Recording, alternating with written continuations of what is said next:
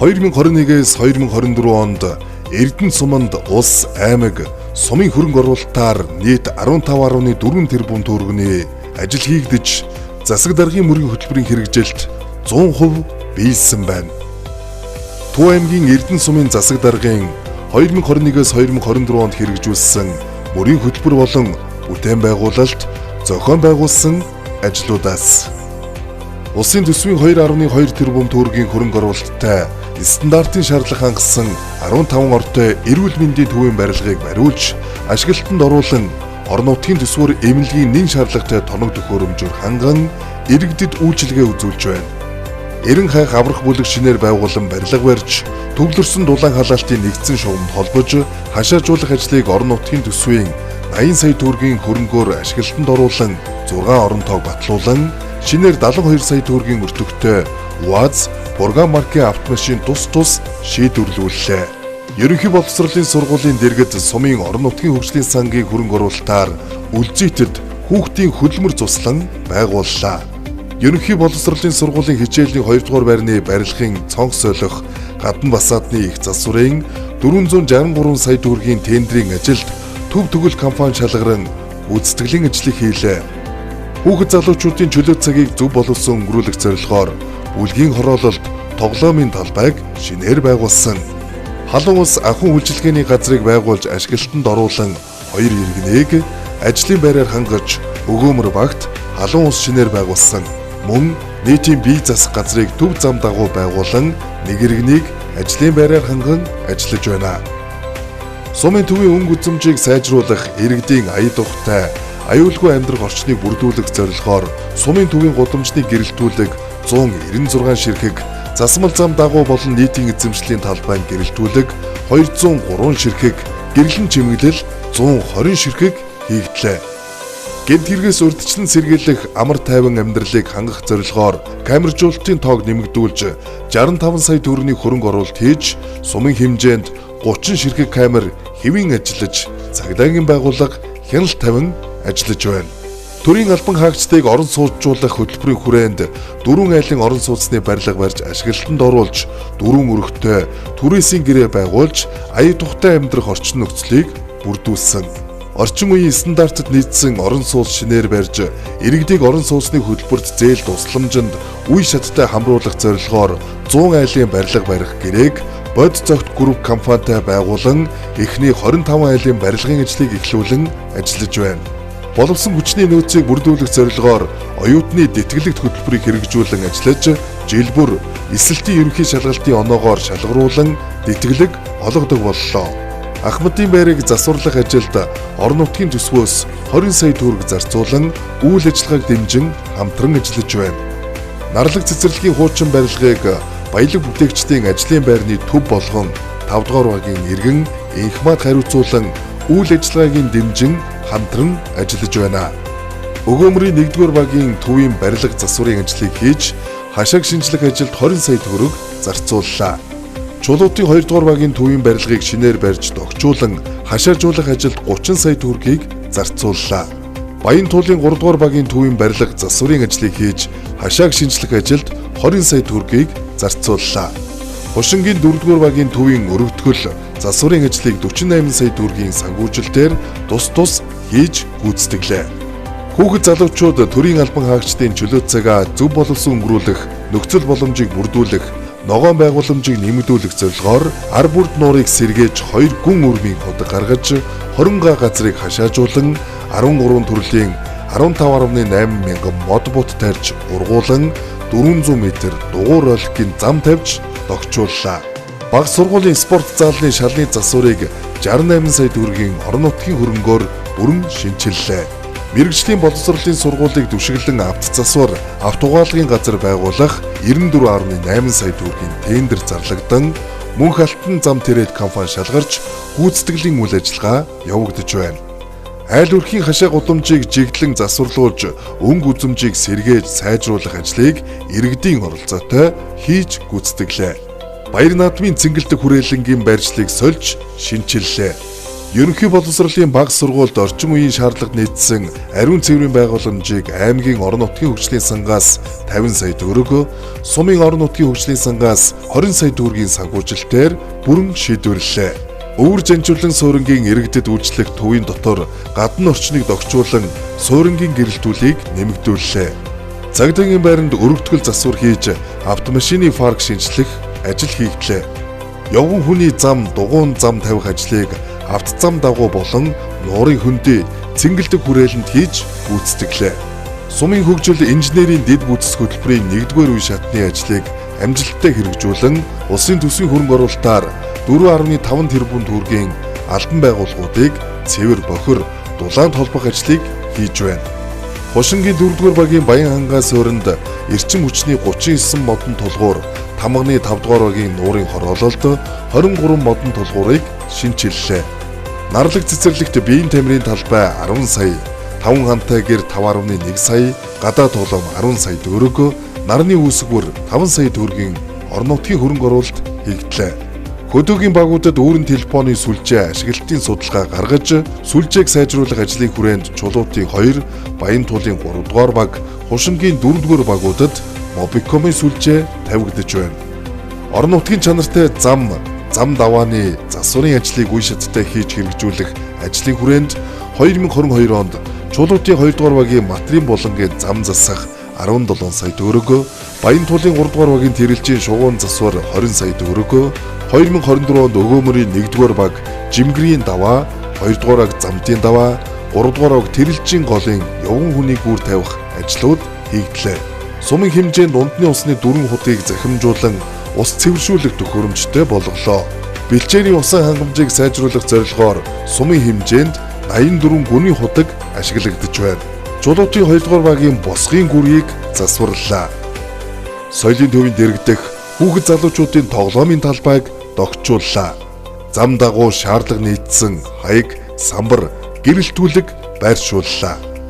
Эрдэнэ харихны ард төрийн хүндэтгэлийн бэлэгдэл, соёмб Эрдэнэ 100 жил бичгийг байршууллаа.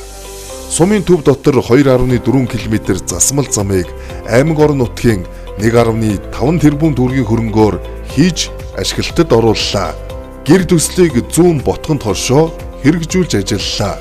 Албан байгууллага худалдаа үйлчлэгээний газруудын гадна догчолд гэрэлтүүлэг, авто зогсоол хийгдлээ.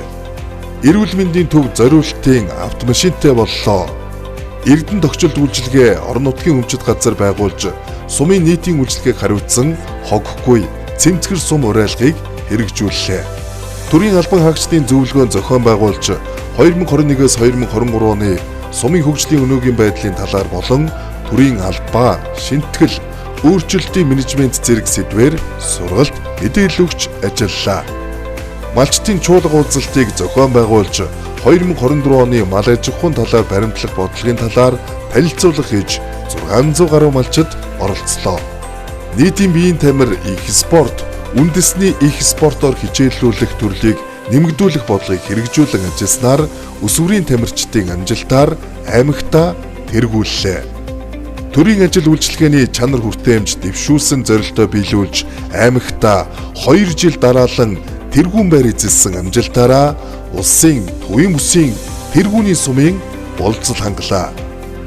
Халамжаас хөдөлмөр шилжих хүнсний эрхийн бичиггүй сум боллоо. Сумын хүнд тэмдэг О медаль логоны уралд анзаарлан шалгарсан бүтээлийн загвараар Солонгос улсад захиалгаар хийлгэлээ.